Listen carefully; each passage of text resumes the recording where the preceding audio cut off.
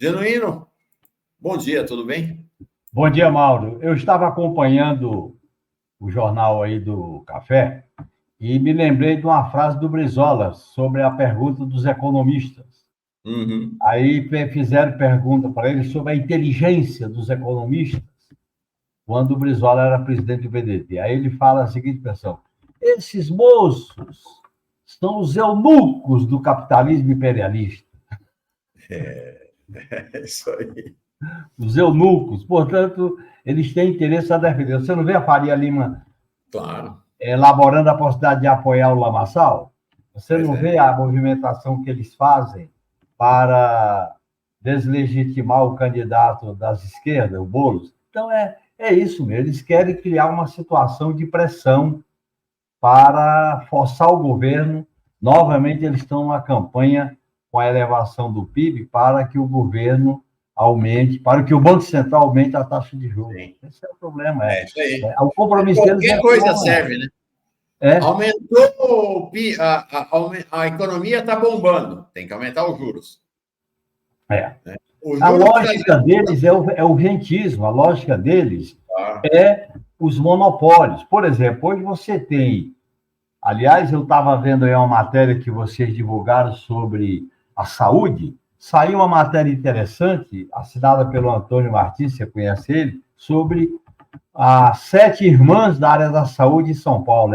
São as que mais crescem, comparando com as 7 irmãs do petróleo. Então, você tem a saúde, as Big Techs, e tem o complexo militar. Tudo isso se associa numa organização monopolista de controle da riqueza, do comércio, da crise que há entre a soberania nacional. Nós estamos vendo uma crise, Mauro, entre os estados nacionais e essas big techs, o complexo militar e os monopólios na área da saúde, de alimentos. É uma nova crise que vai se estourar, diferentemente do início do século XXI, que era o Estado mínimo, globalização, agências governando, Banco Central governando. Agora você tem uma outra crise, que é a contradição entre a soberania nacional e o papel dessas big techs que está por trás dessa crise do Elon Musk com o Alexandre de Moraes.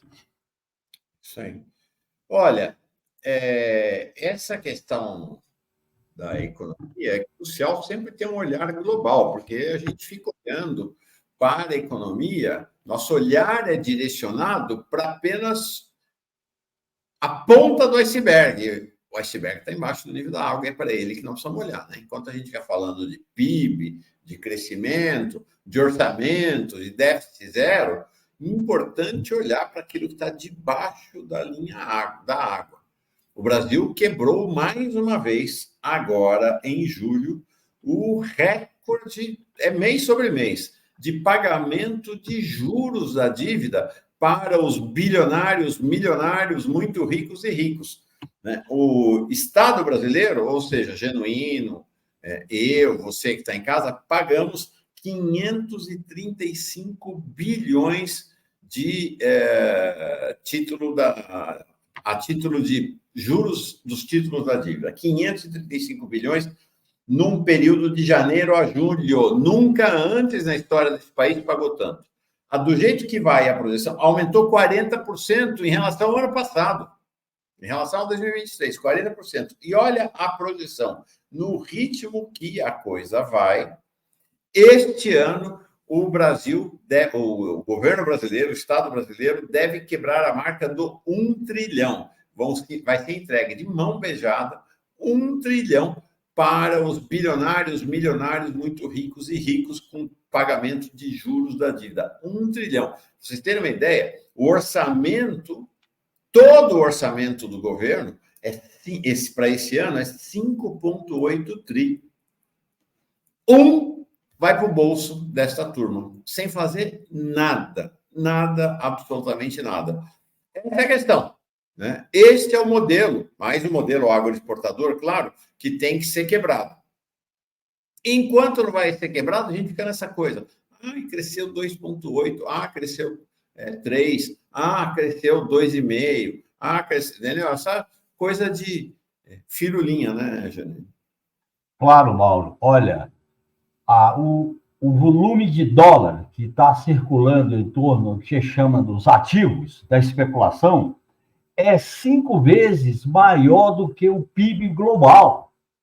Quer dizer, você tem uma quantidade de dinheiro na especulação, compra de ações, administração dos interesses em relação aos juros da dívida pública, que produz riqueza sem produzir mercadoria. E essa turma aí, no meu modo de entender, que é a financiarização elevada à potência máxima, coloca o mundo em risco. Por isso que quando eles se associam a esses grandes conglomerados da indústria de defesa, alimentos, saúde e agora Big Techs, isso tudo se associa. Você está vendo como a fortuna das Big Techs estão se associando com as políticas de defesa do Pentágono, inclusive realizando as experiências piloto com o governo de Israel na eliminação dos palestinos. Então, eu acho que esse problema é grave. Se nós não enfrentarmos essa especulação, se a gente não enfrentar vamos dizer assim, esses que lucram com o título da dívida, nós não vamos sair dessa armadilha, porque é uma armadilha. Quer dizer, quando um país começa a levantar a cabeça, a respirar, ele bota o garrote em cima. Eu acho que esse é o grande problema que nós temos que viabilizar. Esses governos progressistas, que têm que avançar no sentido do enfrentamento do neoliberalismo, é uma encruzilhada, porque eles querem que a gente se acomode nos espaços que eles oferecem.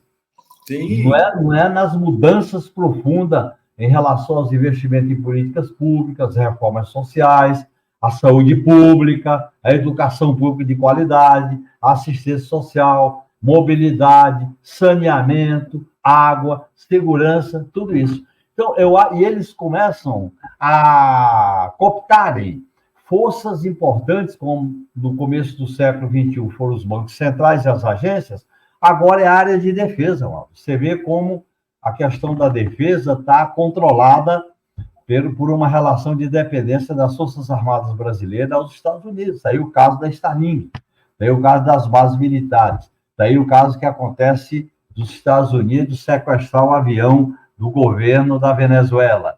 Esse é o jogo pesado, que, no meu modo de entender, é a hegemonia do imperialismo, que, com a crise e esses fatores todos, acabam endurecendo o jogo para manter esses monopólios.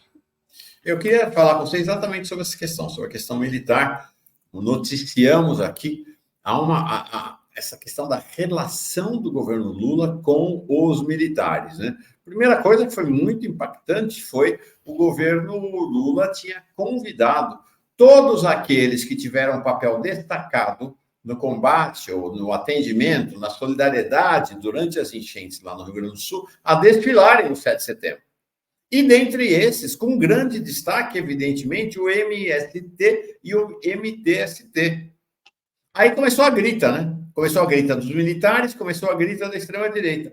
Ontem, o governo Lula retirou o convite para o MST desfilar no 7 de setembro. Tinha já 2 membros da direção nacional do MST escalados para o desfile, não vão mais desfilar. Ao mesmo tempo, o governo, as Forças Armadas brasileiras, e eu tenho sempre dito isso aqui não aconteceu no governo Bolsonaro, gente, isso aconteceu no governo Lula. O Exército e a Marinha, tá? A Marinha já contratou os satélites do Elon Musk para fazer a ligação dos navios da Marinha com a internet, e o Comando Militar da Amazônia está fazendo, não concluiu ainda, uma licitação, tudo no governo Lula, para fazer a conexão do Comando Militar da Amazônia com a internet. Importante dizer, a Starlink não é a única que tem uma rede de satélites no planeta para fazer essa conexão. Existem outras alternativas. O caso é tão escandaloso, no caso do Exército, da Marinha também, né, que o TCU está investigando, porque fizeram de um jeito que só uma empresa atendia às exigências do edital, exatamente a Starlink. E aí ficamos estarrecidos ao saber, ontem, que o advogado desta Starlink, que é quem fornece a internet para a Marinha e ou o Exército quer que forneça para ela. Dessa Starlink que estava fazendo ameaças contra o governo. O advogado é o filho do comandante do Exército. Né? É o Tomás Paiva Júnior, é o advogado da Starlink. E aí, curiosamente, tanto o Exército quanto a Marinha soltaram uma nota em defesa da Starlink contra as punições do Supremo à empresa do Elon Musk. Tem algo muito esquisito nessa relação do governo com as Forças Armadas e na relação das Forças Armadas, né, com o Musk, com o Exército dos Estados Unidos, com o alinhamento aos interesses do imperialismo, né, Júnior? É tudo muito estranho, Mauro. Quando eu estava no Ministério da Defesa, havia a possibilidade do INPE. O INPE tinha tecnologia para fabricar os instrumentos, as ferramentas que compraram da Starlink. O problema é que precisava investir nessa tecnologia do INPE para colocar os satélites em baixa altitude. Portanto, o país não investiu, criou-se uma dependência. Essa dependência se desenvolve depois do golpe para a concessão da base de Alcântara, alugada aos Estados Unidos. E o satélite geoestacionário, que não é da Starlink, é mais alto, é o satélite geoestacionário na linha do Equador, a base de operação, a base terrena, ganhou na concorrência uma empresa americana. E você sabe, Mauro, que essa questão é importante porque nas reformas neoliberais do Fernando Henrique Cardoso, ele mudou o conceito de empresa nacional. Na Constituinte, empresa nacional era aquela constituída majoritariamente por brasileiros com capital nacional. Aí suprimiu, empresa brasileira é toda aquela instalada aqui. Aí eles fizeram esse arremedo, tem que ter um representante. No mínimo, nem esse mínimo o Elon Musk quer. Então, na verdade, você tem uma questão da soberania nacional. Você sabe, Mauro, que a partir do golpe de 2016, houve toda uma alteração na geopolítica em relação à América Latina para que as Forças Armadas se ajustassem aos interesses imperialistas dos Estados Unidos. Custo, equipamentos, e se eles adquirirem o F-16, aí só falta os Estados Unidos pressionarem para suspender o acordo nuclear com a França para a produção do submarino convencional e para o submarino de propulsão nuclear. E, no caso do programa nuclear paralelo, os Estados Unidos acrescentar um adendo no Tratado Internacional para permitir a Agência Internacional de Energia Nuclear a fiscalizar, a controlar o conteúdo das centrífugas. Portanto, a política de defesa que o governo brasileiro executa é uma política de alinhamento com o imperialismo americano, com o Departamento de Estado, com o Exército americano. É curso, equipamento e formação. E considerando que a defesa hoje é algo muito sensível, nós estamos vendo por esses fatos todos, não é mais uma coisa física, é imaterial, é inteligência, é guerra cibernética, é fundos oceanos, é toda uma agenda complexa. E o Brasil não tem uma política de defesa, por isso que ele vai se agregando, ele vai se vinculando a uma dependência extrema com os Estados Unidos. E a falta também de uma política nacional de defesa, ou uma política de defesa nacional, é o espaço aberto. Que é o seguinte, se você não tem política de defesa, os interesses menores encontram a brecha para se estabelecer, né, Júnior? Claro, foi o que aconteceu com o bolsonarismo dentro das Forças Armadas, com a questão da segurança pública, com os golpes, os cargos, a presença dentro do Estado, e aí vão se acomodando. E essa acomodação ela é perigosa, porque você tem uma bolsonarização com a história da guerra cultural, da guerra interna, da questão contra o politicamente correto, e vai formando um pensamento submisso.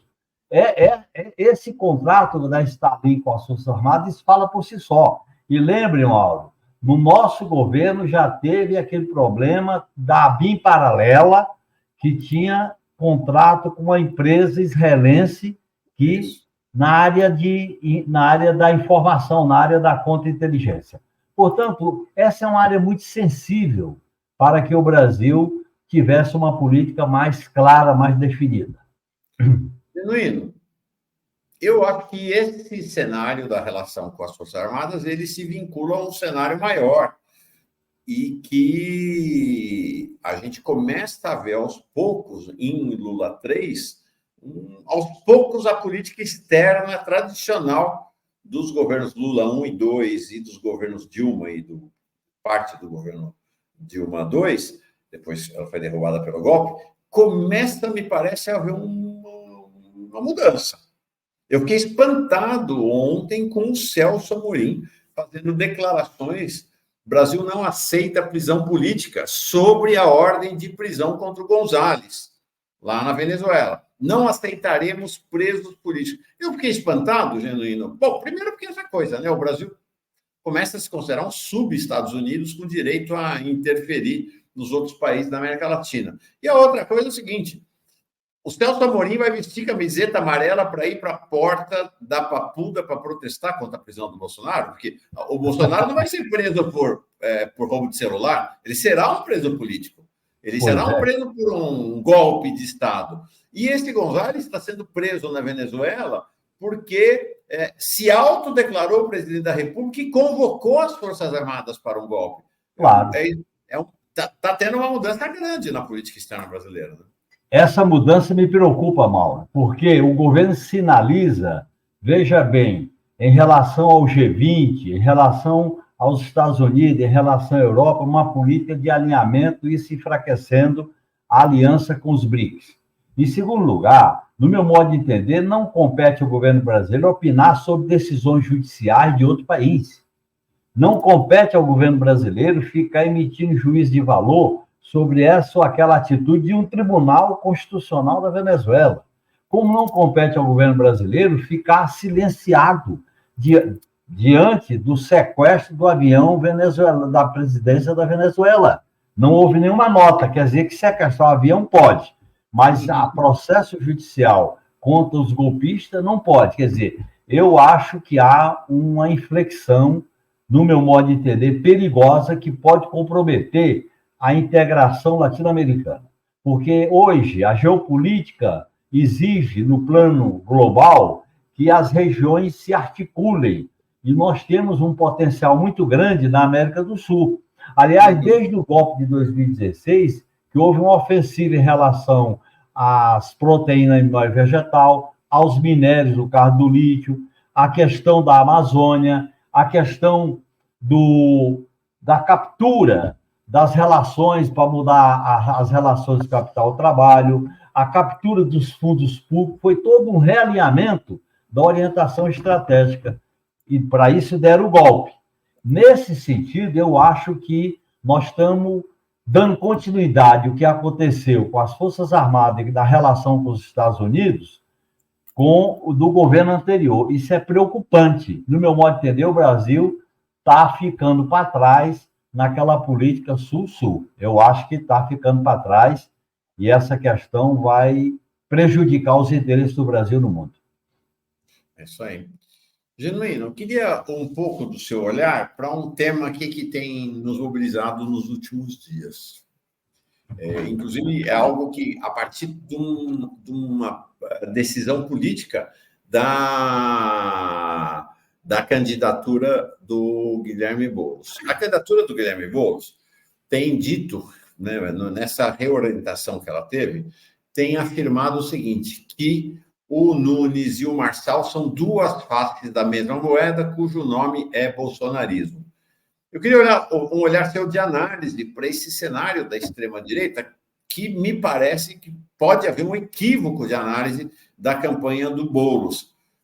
Primeiro, porque o Nunes não é bolsonarista, né? Ele está aliado ao bolsonarismo, mas ele é uma figura do centrão, praticamente. Uma figura do centrão inexpressiva. Né? E a segunda é o Marçal. Genuíno, eu tenho acompanhado bastante o Marçal. A extrema-direita me parece Me parece que a extrema-direita é maior que o Bolsonaro. E a extrema-direita sempre se dividiu em todos os países do mundo. Não é, a extrema-direita não é uma coisa só, não é uma coisa única. E o Marçal parece ser um fenômeno diferente do fenômeno do bolsonarismo.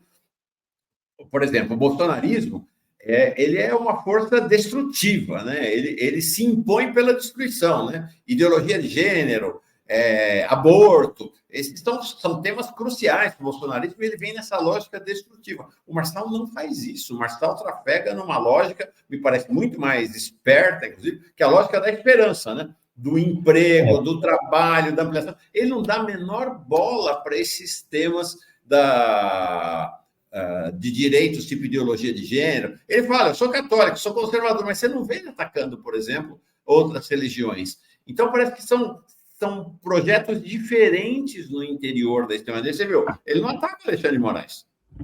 Olha, a base política e ideológica do Lamaçal tem raízes na concepção política do bolsonarismo.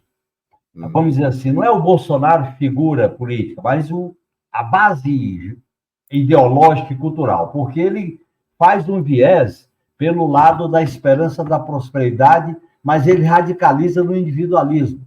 Ele radicaliza, por exemplo, no combate às formas de associação coletiva, né? Quando ele usa aquela expressão partido contra os comunistas. E ele busca criar uma espécie de espetáculo do individualismo exacerbado, em que não separa o que é crime do que é não crime, o que é legal do que é ilegal, e busca dialogar com os desesperados, porque ele representa, para os subordinados e os desesperados, uma esperança, e atende os interesses da grande burguesia em relação aos serviços, privatização, financiarização, etc. Portanto, eu acho que ele é uma radicalização mais profunda, até ideológica, do bolsonarismo. E, no meu modo de entender, eu acho que a campanha do Boulos está indo bem, do ponto de vista da orientação política, eu não tenho críticas, o desempenho do Boulos, tal. Eu acho que ele tem que ser mais assertivo no enfrentamento desse novo fenômeno, porque a velha direita e a nova direita, vamos chamar assim, eles se alimentam para barrar a possibilidade de vitória da esquerda. E aqui em São Paulo é estratégico para eles e para nós essa disputa política. Portanto, o que eu acho é que para ganhar a população dos desesperados, nós temos que fazer, Mauro, e eu insisto nisso, o enfrentamento, a polarização. Num quadro de crise, a política para a esquerda tem que ser polarizar, enfrentar, tem que ser disputa no terreno quente. É mais ou menos como se a gente estivesse vivendo um clima de guerra política. Essa ideia de paz e amor, essa ideia de todos homens de boa vontade, essa ideia não prospera diante da crise profunda. E eu acho que é necessário calibrar a campanha, tá certo? O Boulos está muito preparado, eu tenho feito campanha na rua, veja essa observação. Agora, é calibrar, porque, no meu modo de entender, nós não podemos cair na lógica que foi o erro em 2018, não, é melhor o segundo turno com tal ou qual. Não pode fazer essa escolha. Nós temos que estar preparados para ganhar a eleição no segundo turno. E eu acho que, diante dessa selvageria da direita e da extrema-direita, a esquerda não pode ficar amedrontada, ficar moderada. Ela tem que assumir o papel de radicalização política, do enfrentamento democrático. É a minha opinião sobre isso. Você está na sua, Genuíno. A Rebeca aqui, que está em São Paulo também, está sempre nas suas. Até porque a base, o eleitorado não está moderado. O eleitorado está com raiva, né? As pessoas estão com raiva, porque por mais que a gente, né, aqui na mídia progressista, a gente faça festa da saúde, o crescimento do PIB acima das expectativas, acima do mercado, o fato é que as pessoas não vivem de crescimento do PIB e a vida está dura, né? A vida está dura, então as pessoas... A indignação me parece ser uma característica forte nesse momento, né? A campanha eleitoral, Mauro, ela tem que articular 5 áreas que se combinam. Primeiro, rua. Segundo, coletivos da internet, coletivo digital. Terceiro, debater os temas e a agenda dos direitos do povo. Quarto, o debate político está entrando nas ruas da cidade, no metrô, nos trens. E o horário de televisão, que sempre vai ser uma referência. Então, se a gente articula essas 5 questões numa tática ofensiva, a minha observação é que a nossa tática tem que ser ofensiva, tem que ser de combate, tem que ser de enfrentamento, porque a crise está exigindo esse tipo de enfrentamento. Perfeito. É isso aí. Eu vou ter que sair agora. Não, ia exatamente dizer que foi ótima a nossa conversa, boa continuidade de semana para ti. Semana que vem a gente volta. Vamos ver, tem pesquisa da Datafolha, vai ter notícias. Terça-feira a gente volta, tá bom? Fechou. Até lá. Valeu.